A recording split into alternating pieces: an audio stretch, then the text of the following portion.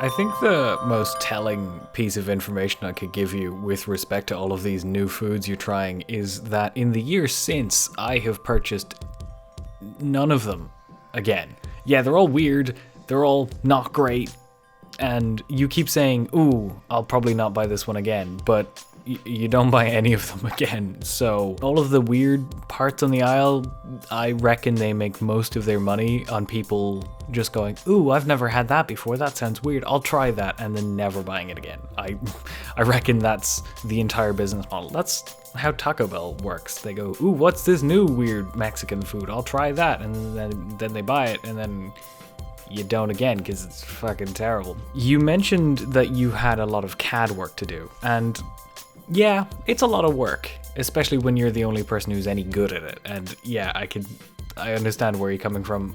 That's a whole bunch of stress, that's a whole bunch of work to get done, and it's big. It's like, it's an identifiable foe, for lack of a better term. And I don't really have the same sort of situation. Instead, what I'm facing is a whole bunch of tiny things, death by 1,000 pricks, rather than one looming task. I miss being able to do CAD so often. I miss having my comfort zone, because this is something that we're good at. Like, compared to our peers, computer-aided design is a thing that you and I are objectively better than most people at. Even people in our own field, and that is our field of expertise, kind of. Everything else, no, not so much. Exams, god no. Maths, fuck no. But CAD and design and project work, that sort of stuff is where we flourish. What I'm doing in this quarter now is a actual scientific study rather than an engineering design. You're focusing on the engineering aspect, but then as university progresses on, we're doing more specific things. We're doing more technical things. To design something, you don't necessarily need to have so much information, so much background knowledge. In fact, part of your project involves writing a very, very lengthy report that is supposed to be able to be read by anyone.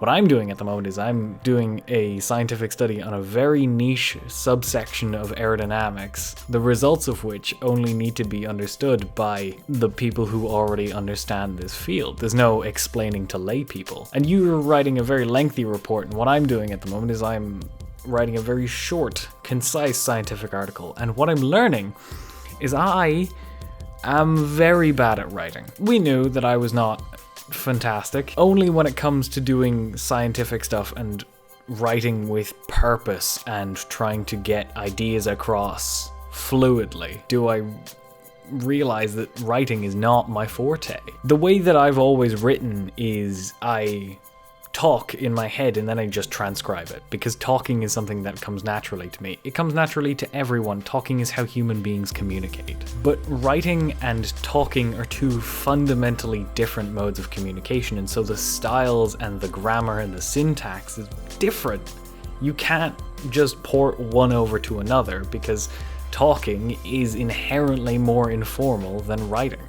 It's less structured by nature of it being an unstructured conversation. Next semester, you're going to have a course on public speaking, which you are going to fucking nail. Public speaking is something that we've been doing without difficulty for years, and so obviously that's going to go super well. I'm going through a course in scientific writing, which I've been working on this topic for months, and I have to compress it down into a couple of sentences.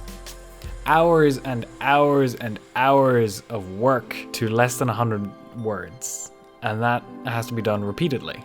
There's so many different aspects of the work that we've done, and it has to be so concise. That is what I'm doing at the moment. But on top of that, there are the 1,000 pricks that I mentioned earlier. The thing that's killing me. I'm still not showing you my room because it's a fucking mess, but it's slowly getting there. Slowly. Anyway, Pastel, I'm going to leave you there, and I'm going to get back to writing. Hopefully it's not all garbage. I'll see you tomorrow.